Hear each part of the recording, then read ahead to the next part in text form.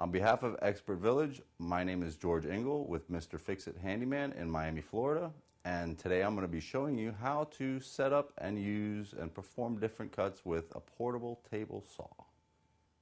Alright, we've discussed this. We also have another way of cutting, which is a fence attachment that clips on here. This you can gauge your cut, 4-inch, 6, 8. No matter where you put it, once you clamp this down, it's going to be straight.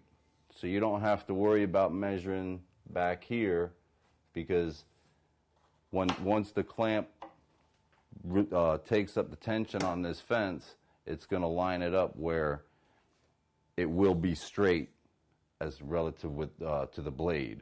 So you don't have to worry about that. It is a very, very good feature of this saw, and without it you probably wouldn't be able to make very straight cuts. So it's very useful and very helpful with cutting.